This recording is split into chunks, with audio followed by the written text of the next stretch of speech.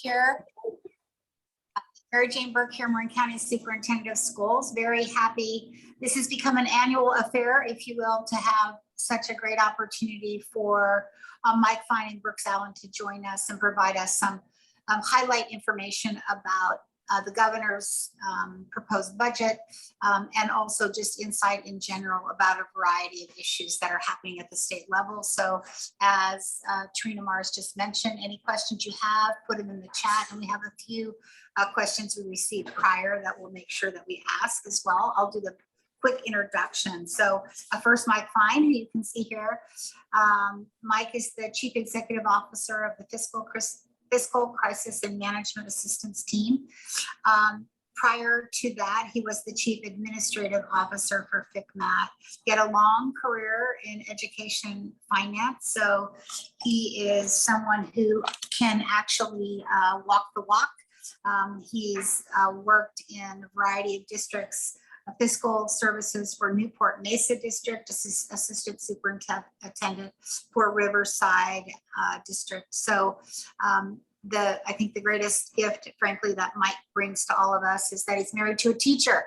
And so that adds an additional level of import, passion, compassion, and insight as he leads the way. So thank you very much for that. And Brooks Allen has just joined. And as a reminder, it wouldn't be just a little over a year ago that we would be introducing Brooks as our staff person and a member of the Marin County Education Team and member of the County Office of Education, where he liaisoned with CCEE, Assistant Superintendent, and provided legal services. Background includes working for the ACLU of Southern California. He was the lead attorney on what many of us are well aware of, the Williams lawsuit.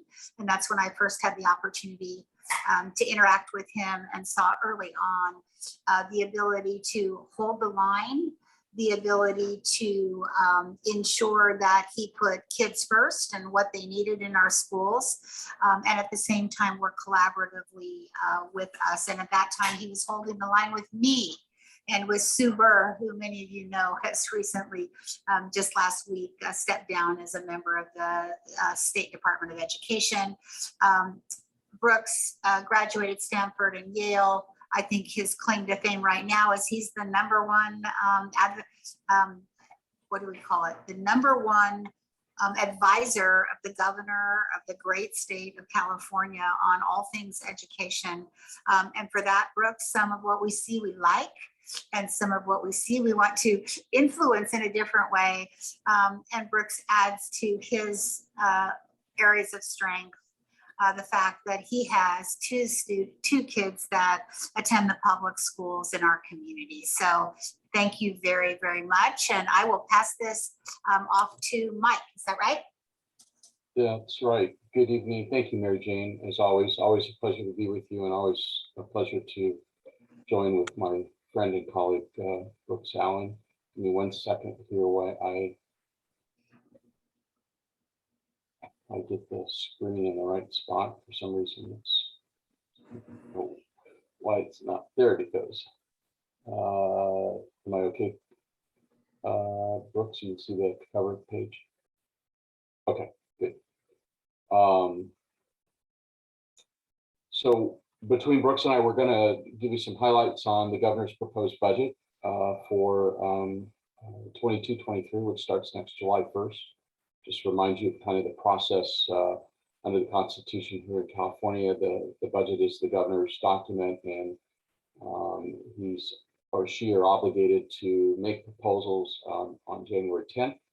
Then there's an opportunity for the legislature and community members to debate those proposals through the legislative process.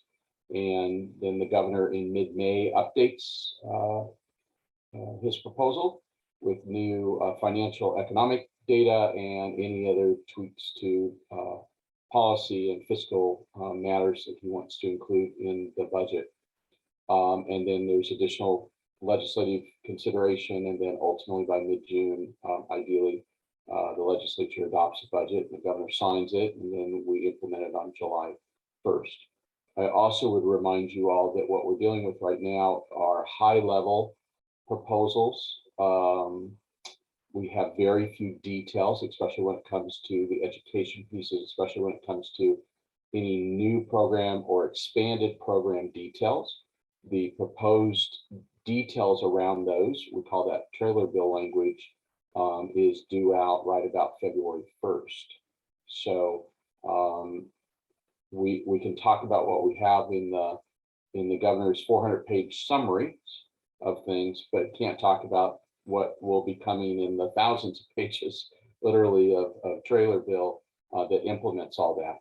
And for some of your potential questions, we just simply won't know the answer to those, and we would be speculating if we told you where we thought they were at this point.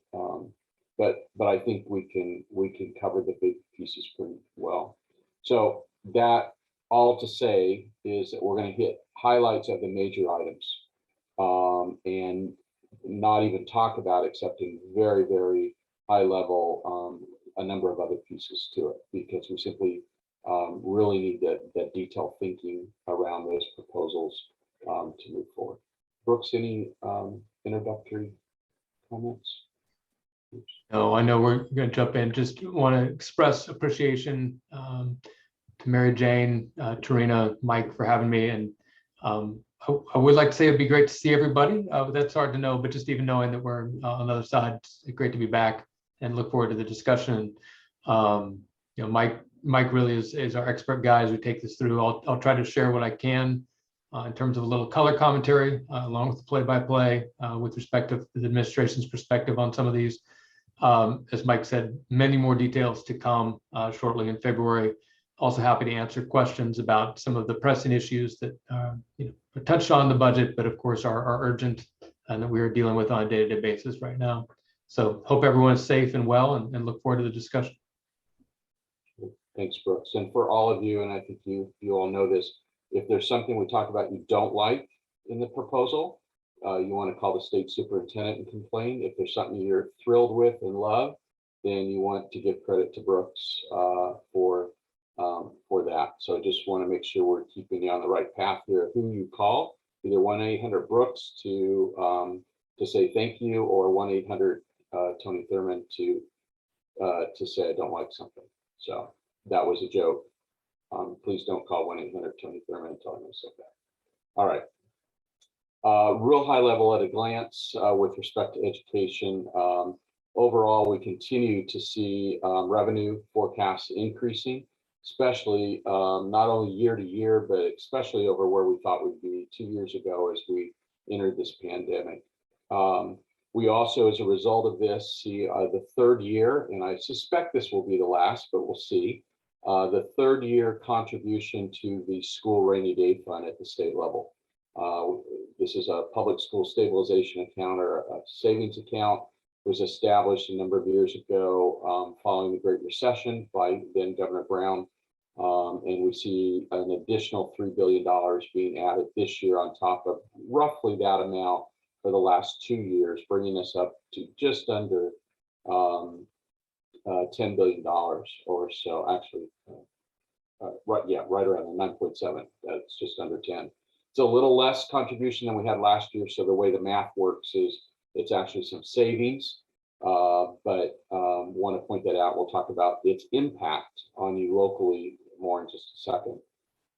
Proposition 98, and those of us that deal with the state budget, we think in two sides of the state budget: the non-98 side, and then the Proposition 98 side. And Proposition 98, to remind you all, is transitional kindergarten through community college. It also includes pre-TK and includes portions of preschool programs and those types of programs, especially those that are available to our in our school in our school districts. We have a historic level of funding in Prop 98 proposed by the governor, $102 billion. That's an increase of over $8 billion from just the estimates that were provided last June. It now represents about just over 38% of state revenue, or I should say state general fund revenue, to be more specific. We'll talk about more that. Just so you know, we often round that up to 40%. We say of the three big taxes the state receives, that they spend about 40 cents of every dollar on schools. And so the more exact number right now is 38.4. Over the course of the next several years, under Governor Newsom's proposals, that will inch up and be just a hair under 40% by the time we get to full implementation of transitional kindergarten. We have another robust COLA. We'll talk more about that. COLA, of course, in this case is cost of living adjustment as opposed to the colored drink that you may enjoy. This year, right off the bat in January, COLA is proposed to be provided to not only school districts in their LCFF calculations, but also to county offices and to many categorical programs. Certainly not to all. Not all categorical programs are eligible for COLA. You may recall that in years past, sometimes COLA is proposed only on LCFF and not on the others. And then through the revision of the budget and the debate and the policy considerations, then there's some final decisions made. In this year's case, it's applicable to everything that would otherwise get a COLA. The governor's introduced an option to use a 3-year rolling average for ADA, and we'll talk about more of that in just a second as well. The governor continues his very significant investment since taking office in assisting LEAs with special education. This particular item at $500 million is just increased-based funding, and we'll talk about more of that in a second as well. But on top of this would also be another $500 million investment in early education aspects for our special needs students. We will be implementing, as signaled last year and is put in place actually last year, the first of a 4-year implementation expansion, if you will, of universal transitional kindergarten. And as part of this expansion program, lowering the ratios, the student to adult ratios to 12:1. We'll go into a little bit more detail, and I'm sure there are questions about this particular topic, especially in Marion County. Generally, I think the overall theme here is that the governor builds on the prior investments, many that he announced and many initiatives he announced last year. Those initiatives and priorities, he continues to invest in those, as opposed to introducing new programs. We do have a handful of new programs, but they're relatively small dollar, very, very targeted. And this is good news. Certainly, when I'm asked by the administration for input, when I'm asked by legislative staff for input on the budget, this has been one of my themes this year, and that is, do not send us a whole bunch of new programs. We are struggling just to operate core programs under these very extreme conditions and unusual conditions. We just need to focus there. We're struggling already with the new programs that were introduced last year, just to hire folks and get them off the ground and so on. Give us, just don't change the landscape on us. And so, Brooks, thank you for your advocacy on this message as well. I think it's critically important. Brooks spends the better part of his 24-hour day talking to folks in the field and dealing with all kinds of things, the least of which is education policy. But during the past year, it's been more health and welfare and fiscal matters and operational matters in school districts than it has been around ed policy. So I'm going to go through each of those highlights here in just a tad more depth for you. Revenues, and this is at the state level. They include sustained economic, they are built upon sustaining the economic growth we've seen over the last several years. However, they also acknowledge significant increases in inflation. And the budget actually talks about potential downside impacts from some extraordinary increases in inflation.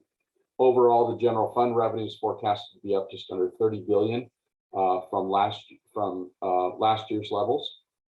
A big piece of this, and this speaks directly to why many of the governor's proposals are one-time in nature, is that capital gains as a percentage of general fund revenues is just under 12%, which is actually slightly lower than it was last year when it was just under 13%. Capital gains often can be one-time in nature.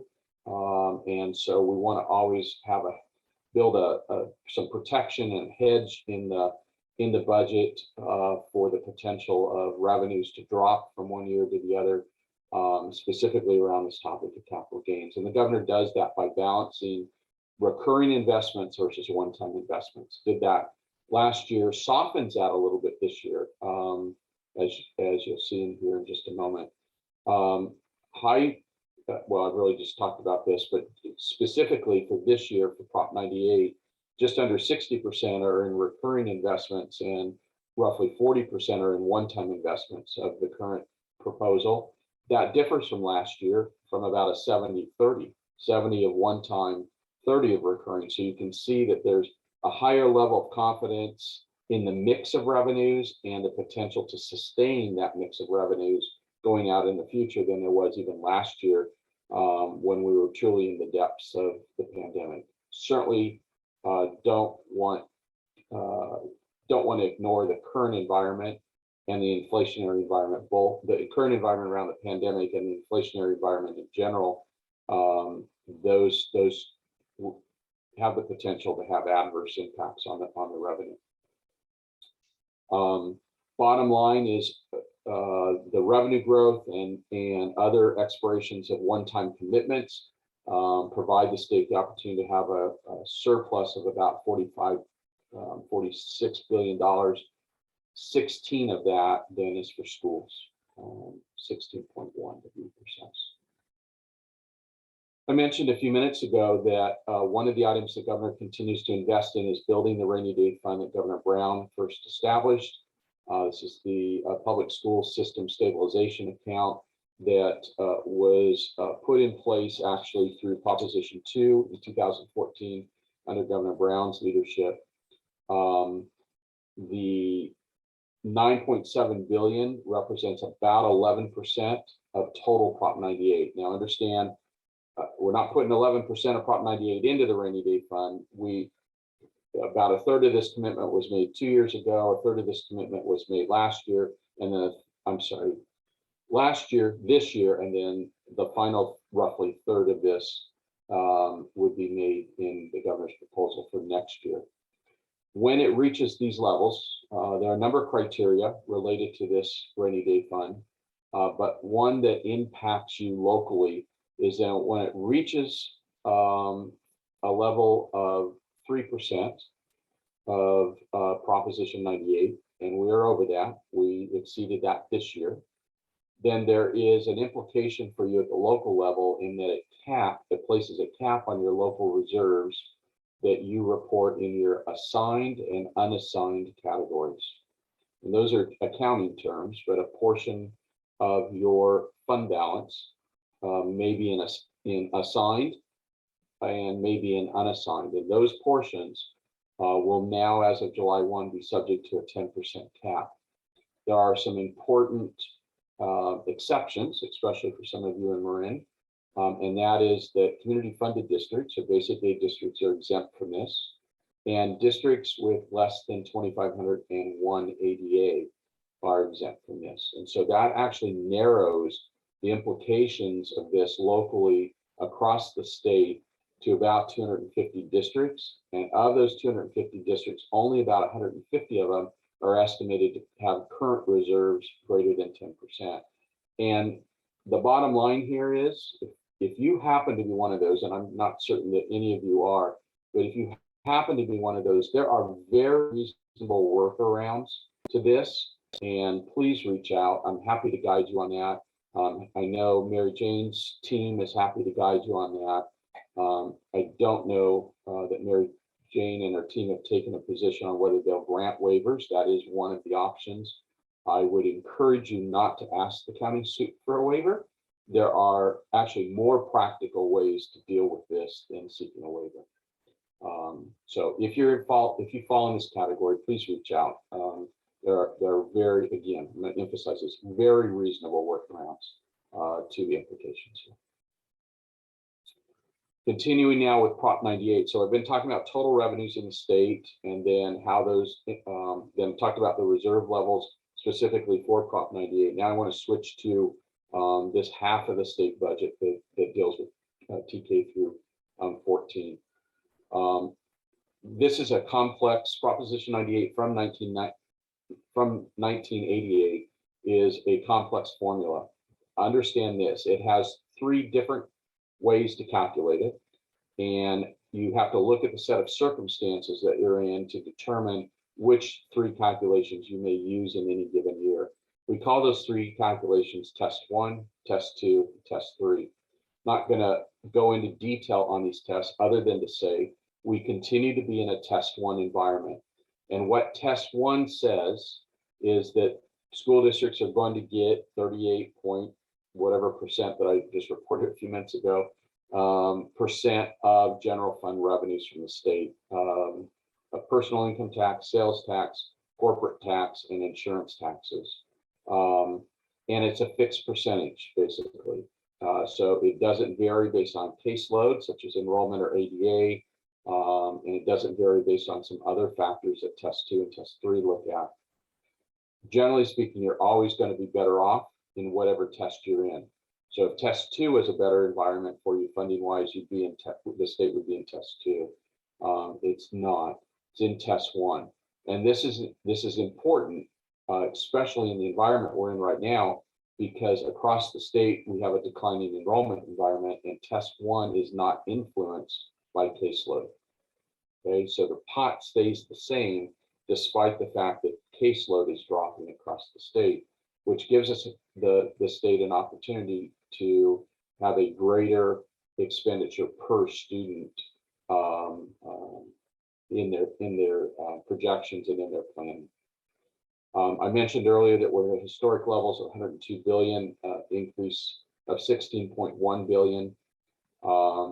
Real high level, where's that 16 billion spent? And we won't total up here to 16 billion because there's a bunch of technical adjustments too I'm not going into, but 3.6 billion of it is spent on that 5.33 COLA being applied to your local control funding formula and a whole variety of categorical programs, including special education.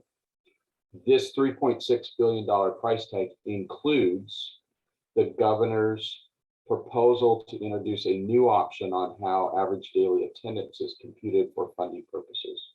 Historically, average daily attendance for funding purposes is the greater of either your current year ADA or your prior year ADA. So if you were declining for a period of time, you get to use the prior year because it was the greater of.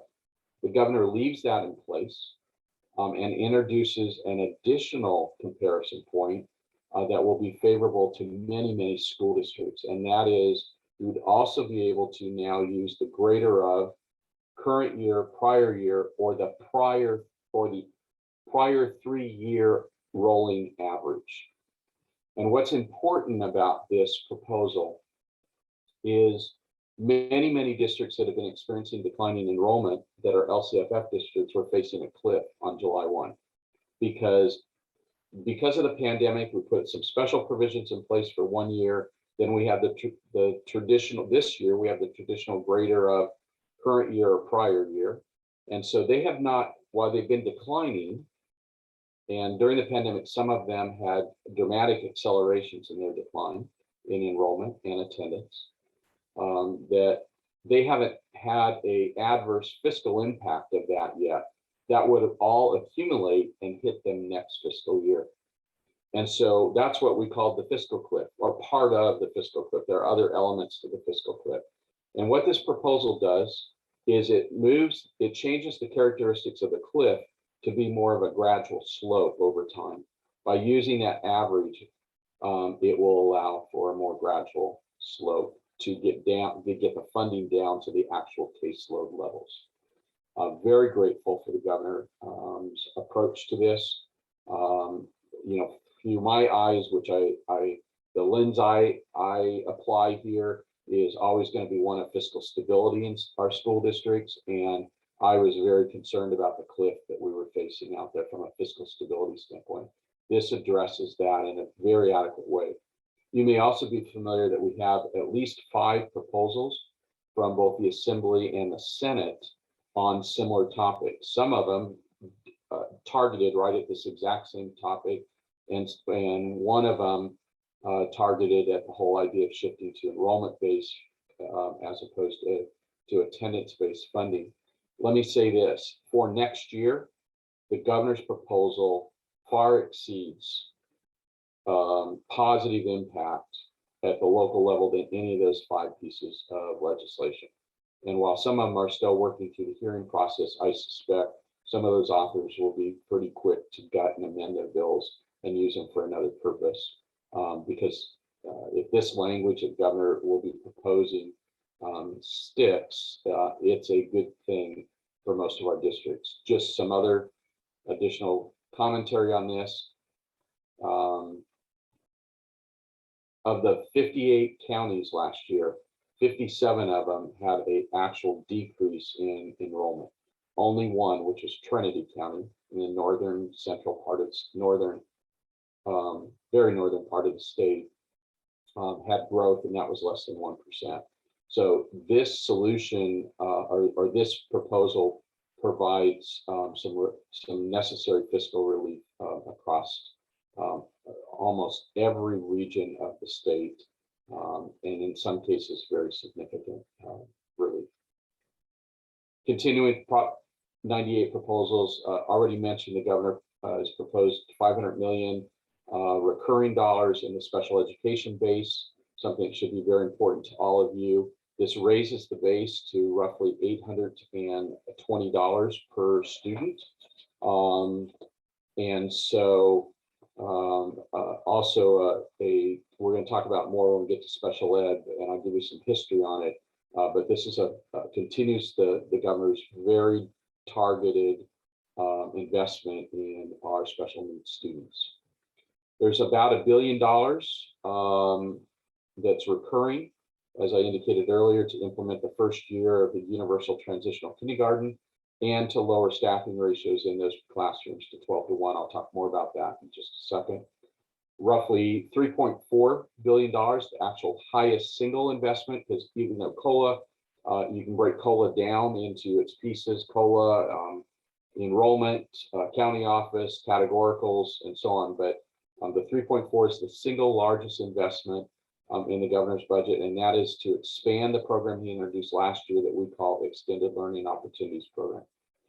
I know for some of you that's a 4-letter acronym that you don't want to hear. For others of you, that's an acronym that you are embracing and have begun to implement.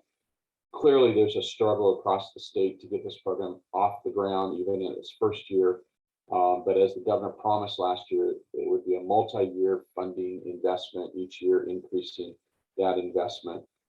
In addition to the $3.4 billion expansion of the program, the governor provides almost $1 billion in one-time funds to strengthen the infrastructure of this program, specifically targeted in offering opportunities for kids in arts and music in this extended day program.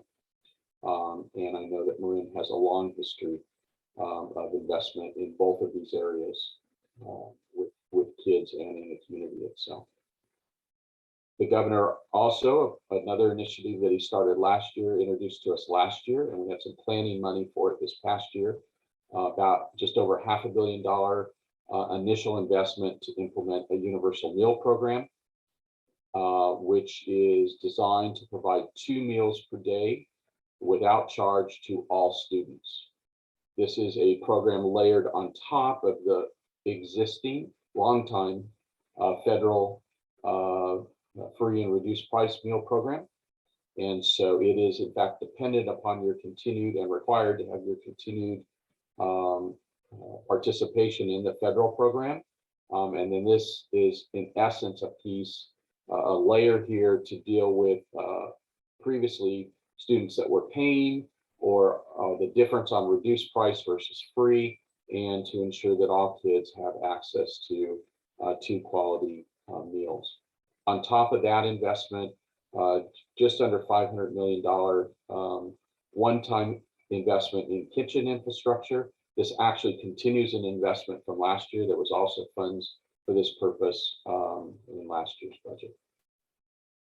And then As I indicated early on, there's a whole bunch of other programs that both are either recurring investments or one-time investments that we don't have a lot of details around, but just over $500 million investment in preschool, after school, and charter school facilities, and just under $5 billion investment across a whole variety of topics, including expanding early education opportunities, early literacy coaches, and reading specialists, multilingual school and district and school library investment, $1.5 billion alone in a new career pathways program, $500 million in a dual enrollment program, and a $1.5 billion investment in electric school buses, which not only assists school districts, but furthers the state's policy around green and environmentally friendly policies and activities. On the topic of special ed, well, I've covered a big piece of it, just a little deeper dive so that you're aware. The governor since his time in office has made about just over $3 billion investment in special ed. He continues that with $500 million that we just talked about that raises the ADA, the base grant per ADA to $820. Just to give you perspective, in 2019-20, which would have been the governor's first year, that base grant was $545 per student. So you can see what the difference is. It includes COLA on the special ed program, the base program, same as LCFF, as I alluded to earlier. It also includes another $500 million investment, one-time investment in early intervention expansion. These are really to support our youngest special needs kids, so pre-K, that are involved in, to be able to involved in inclusive classroom placements. So often our earliest special needs programs are separated because they sometimes are not even operated on school campuses. And so they may not be at the same physical location as other preschool programs. This is an investment in marrying some of that together. We'll need trailer bill language to see exactly what that the details around that investment look like, and whether it's to help you with existing programs you're operating or only new programs or expanded programs and so on. The governor also, along with these funds, proposes a number of policy amendments, all important, but not, in my mind, all dramatic changes. The first is around the topic of funding. Would do the calculations at the LEA level and not at the SELPA level. Another is in establishing some best practices around IEPs and a template for that. And then another, and I'm summarizing this pretty high level, another one is for you to offer a alternative diploma and alternative curricular options for students to achieve high school graduation than from the regular gen ed requirements. Universal transitional kindergarten, and I know certainly from discussions with Kate, Trina, Mary Jane, and lots of others in your county, this may not be your favorite program to talk about, but the governor certainly put all his cards in this regard on the table last year, and gave us some planning money and laid it clearly what the plan was. Legislature tweaked that ever so slightly as far as timing of the plan, but basically what we have now is, as we go into 22-23, will be the first year of a 4-year expansion of transitional kindergarten to ultimately serve all 4-year-olds. And the plan over that 4 years is basically to add 2 months to the birthday each year. Okay, and so for this first year, it would move the birth date eligibility for funding from 4-year-olds that turn 5 by December 2nd to 4-year-olds that turn 5 by February 2nd. And then a year from now, we'll be talking about April 2nd and then June 2nd and so on. You say this is an additional grade level that now has to come out of the Prop 98 pot of money for those of you that are LCFF funded. And the governor recognizes that and actually takes non-Proposition 98 funds and moves them over to Prop 98 to cover the costs. We call this very technical budget term. We call this rebenching Prop 98. So we're going to reset the Prop 98 calculation to assume that these were eligible expenditures kind of all along. And that's important because Prop 98 works from a base and then adjusts up or down each year. In addition, it allocates just under 400 million to reduce the student to adult ratio to 12:1. So under current ratios, your transitional K and your K would be around 24:1, depending on your local bargaining unit agreements. But to meet state guidance, it would be 24:1. So it's basically for transitional kindergarten, it's cutting that in half. It's not a second teacher, but a second adult. And so there are opportunities for classified staff here as opposed to certificated, but it would be a staff member, an additional staff member. Details will come out in the trailer bill over this. I expect this will look like the current grade span adjustment does for TK through 3. And we'll be separating TK and K from that, and we'll have a grade span adjustment for TK and a grade span adjustment for K through 3 or something like that. There are some other options, but I do not expect these funds to be in a separate program. They will be part of the LCFF calculation.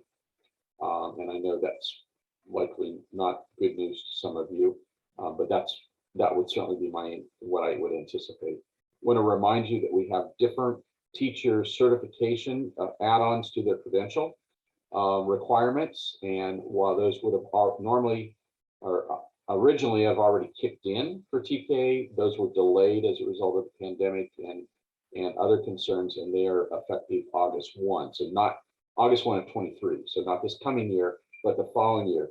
But I raised this issue because on August 1 of 23, it's not going to be easy just to make that staffing change. You've got to be investing in those potential TK teachers today, identifying them, making sure that for those that are willing, that they are meeting the new certification requirements, which generally speaking are 24 units in early ed or an equivalent experience.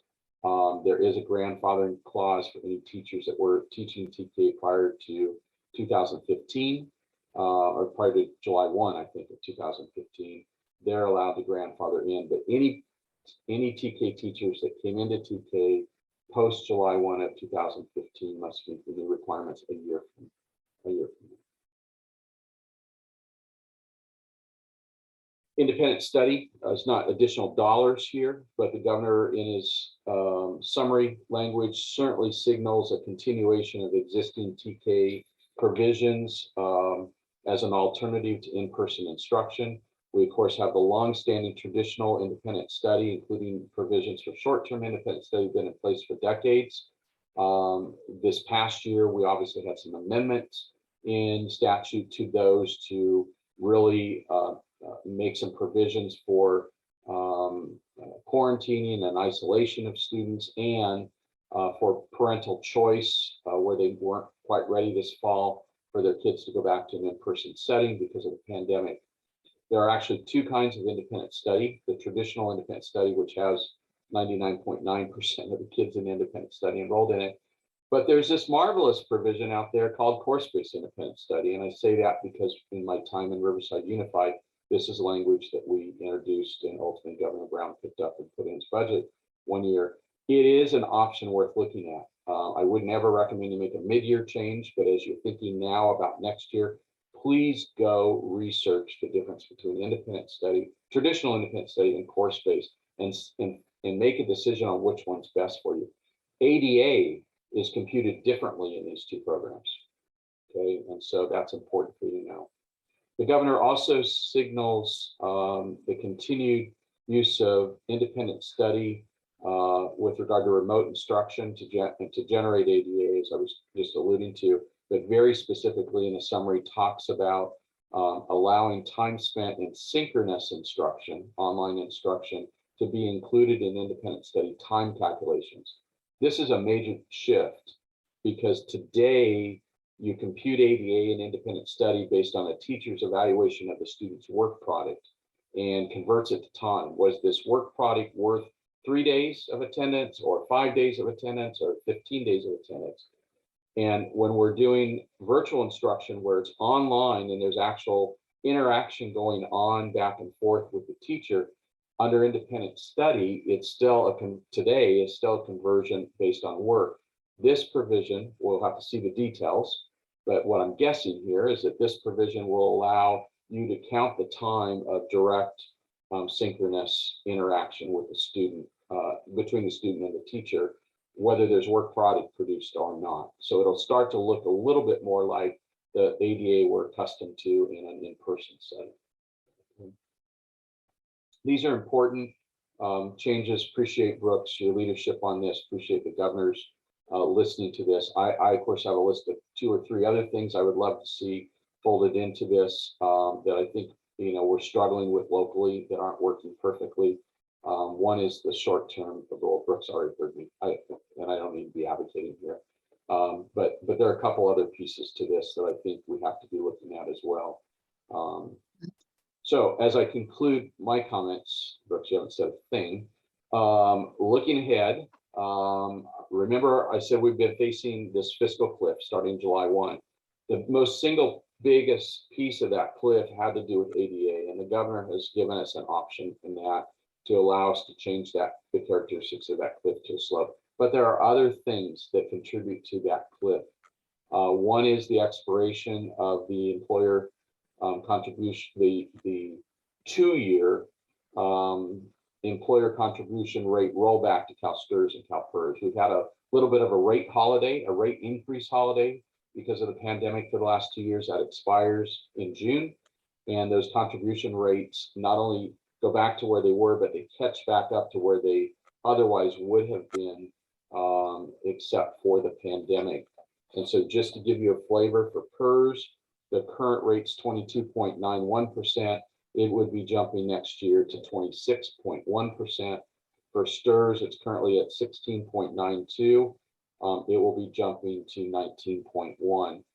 The governor does not propose, which is consistent with last year, does not propose extending that 2-year moratorium.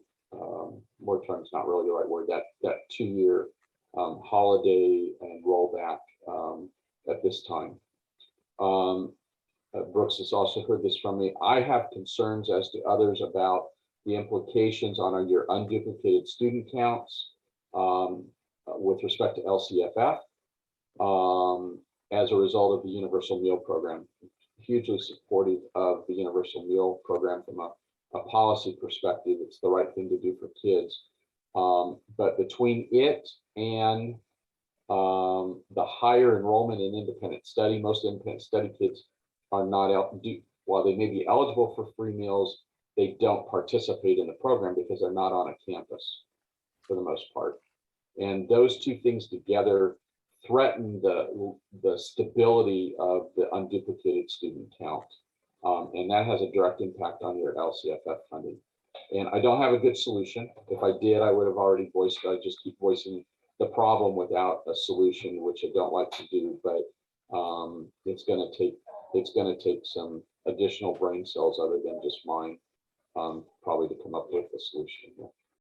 Want to remind you all that Senate Bill 328 by Senator Pentino from 2019 goes into effect on next year. This is the late school start time, where middle school and high schools need to roll their start times back. Middle schools to 8 o'clock and high schools to 8:30. I guess they're not rolled back, they're rolled forward, I think would probably be the right term. These have fairly significant operational impacts if you're already not at those times, including transportation, because we're now at that 8 and 8:30 time frame, interfering or around the same start times as elementary. And often many of you run buses earlier for the secondary kids, later for the elementary. You now are going to have conflicts. Certainly has an impact on athletic schedules, after school programs, and food service, and the time specifically around breakfast, food service opportunities. So keep that in mind. Additional consideration, as we've talked about on the revenues, but also on the cost side, are the inflationary pressures from the historic increases. Many of you in your forecasting include CPI on your non-staff costs.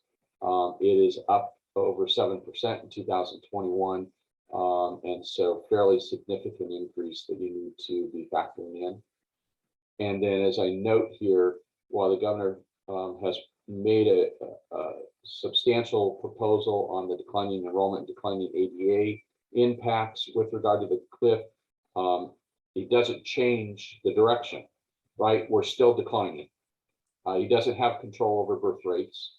And so we still are at our lowest birth rates per thousand that we've been. I mean, we're lower than where we were in 1933 following the Great Depression at this point.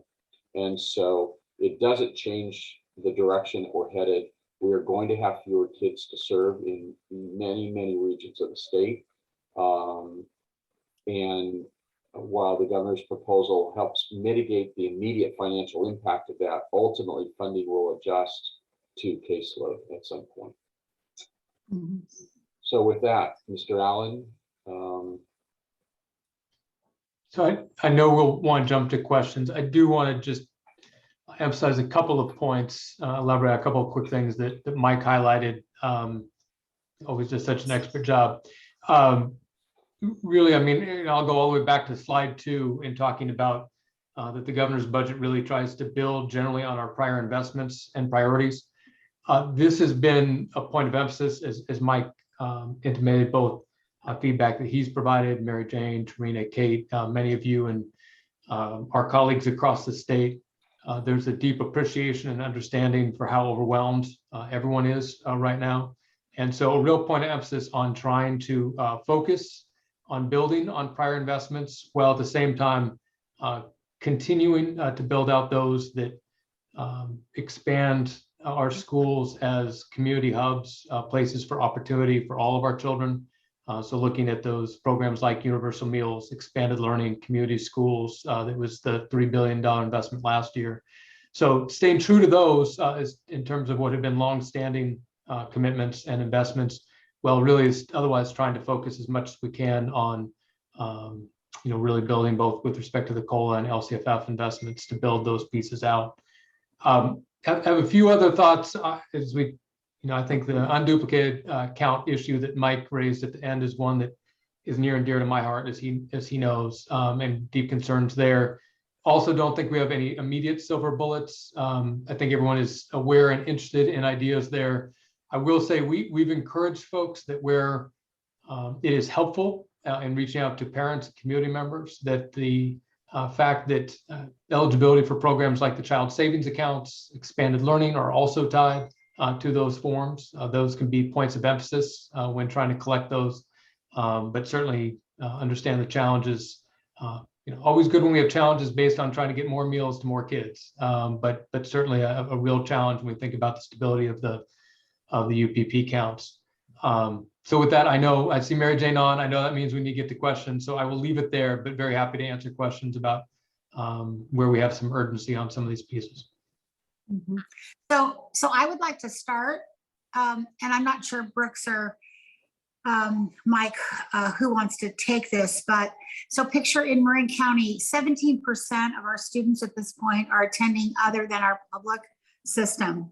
So private, independent, parochial, or homeschooled. That's a shift for us.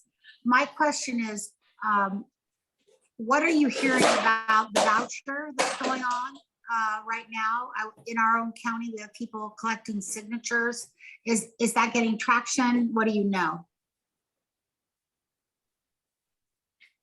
So I will just share a little bit of what has been publicly reported, which is, as of yesterday, a couple of the ballot initiatives pulled back. So for the folks who read EdSource, you can read there for details. I don't want to get into too much into the politics of that, but there were two that were pulled back. There is one that remains out there and gathering signatures, and probably the one that's had the highest level of financial backing. And so that one continues, but those that were out there, and that, when I say those, I mean both that are kind of related to savings accounts / voucher / there was also one that talked about defining high quality education and using that as a potential leverage point, and those have been pulled back for the time being. So folks haven't had a chance, I would recommend Vince Roll's piece on that yesterday, in which he details those latest developments. Mhm. Okay, next question. One of the challenges, of course, that we'll be looking at in Marin County right now, to about 280 positions that are currently vacant. And we continue to aggressively take whatever actions we can to bring more people into the profession. And then we look at some of the strategies that are moving forward, especially related to the early education. And I'm trying to sort of resolve that issue. We don't have enough staff, and yet we're seeing the 4-year-old program at a 12 to 1 ratio. What's being done to address that? So I can jump in a little bit, and Mike, appreciate anything you want to talk about, kind of workforce investments. I think we have both the very immediate crushing needs that we have, and part of what's been done from the administration's perspective is trying to adapt the executive order that we issued to try to provide some additional flexibilities, recognizing, again, no silver bullets in any of these areas, right? But trying to provide some additional flexibilities where we can with respect to both bringing back retirees, as well as helping streamline a little bit of the process for bringing substitutes into the classroom, extending the amount of time that substitutes can remain in the classroom, and doing that throughout this surge. And that's an executive order that expires at the end of March, but is focused on short-term flexibilities. With respect to the long-term workforce challenges, both those that pre-existed even the universal TK proposal and others, this has been something that I think from the governor's very first budget that he rolled out and talked about, my other boss, Dr. Linda Darling-Hammond, who chairs the State Board of Education, this was a point of emphasis. In fact, I think his very first PowerPoint presentation for his very first budget, he talked about the teacher shortage. Now, we know that also applies to classified, but really that has been a focus, knowing that that isn't something you can just, I was saying about Mike's earlier point about meeting staffing requirements, you can't just flip a switch on any of these. And so it has included really significant investments last year and in previous years around doing things like the Golden State scholarships to try to provide fiscal relief, trying to build in programs to both incentivize a national board certification and mentor teachers in schools that serve low-income students, as well as additionally in this year's budget, working with higher ed and the compacts to try to address trying to get more slots for training and preparing teachers into the system. So none of those I realize provide relief this year or in this semester necessarily beyond some of the near-time flexibilities, but continues to be a real point of emphasis. Yeah, great, thanks. Trina, how about if you move to any questions in the chat? On that topic, actually, there is a question about whether there will be financial penalties for districts who are not able to meet the TK requirements. It sounds like the specific question is whose teachers cannot meet the TK credential requirements. The question goes on to say it's a near certainty that schools will not be able to find sufficient people with those credentials. Yeah, so in my understanding will be that it will look like it does today with regard to assignment, misassignment. Mm-hmm. And for the most part, those don't carry financial penalties, but there are, depending on what the disconnect is, and Trina, you would know this well from leading the business functions at the county office, there are some prohibitions about paying the teacher when they don't have the required credentials, right, in a misassignment environment. So that's really where the rubber probably meets the road, and not a financial penalty on the district itself. So the district has, needs to exercise good faith in the placement of the teacher there. But this is also a topic that I think, certainly as we get closer and reassess the data that we have on this topic, as we get closer to a year from now, reassess the data, there's an opportunity, I think, obviously, continue the conversation about whether this is the right time, whether the pandemic interrupted the pipeline, whether we've been able to adequately fill the pipeline for this particular area sufficiently, or what really has happened around it, and that may allow for some flexibility here, additional flexibility than we have even today around it. But I think we all recognize it's a real problem.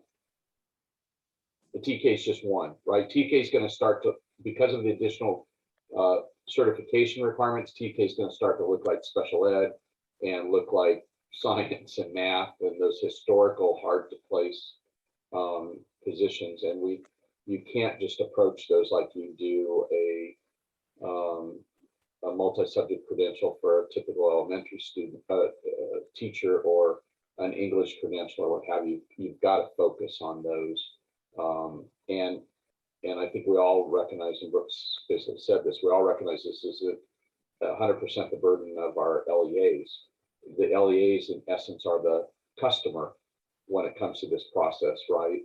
This requires tremendous understanding and cooperation and preparation by our higher ed community and certainly by others. I mean, yes, a large LEA could address this by offering their own academic program to reach these extra certification requirements. A county office potentially could do that, or regionalize several county offices, especially small ones that are in an area where it's easy to offer some of this coursework. But as you know, that's a challenge too, that has to be accredited and all those kinds of things. So this is a big topic. The overall staffing shortages is really pretty amazing, right? In the last year, we've reached a peak of retirements. I mean, if you look at STRS data alone, we had the highest number of retirements, I think, in the history of STRS in a 12-month period. I suspect if PERS shared the same data with respect to school employees, we'd see something similar. So we already had a pipeline problem, right? We already had a supply problem with regard to high quality teachers. And certainly the pandemic has made that worse. Mm-hmm. And I would remind everybody, the opportunity for hands-on experience for our teachers and teacher prep programs like student teaching and so on, those are difficult in a pandemic environment. I can tell you, my wife, if she were offered a student teacher, would say, do not send another adult into my classroom that I don't know where they've been, who's only here a few hours a week and is at a college campus other parts of the week, and all. She would just say, no. I've got enough variables to my safety net around my kids here. I don't need that. Or at another point, another year outside of pandemic, right, she would embrace the opportunity to pass on her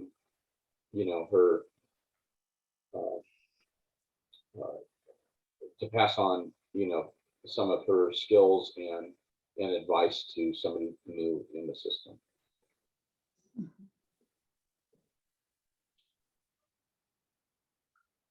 Trina, any other questions in the queue?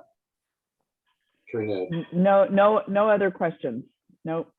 We are all good.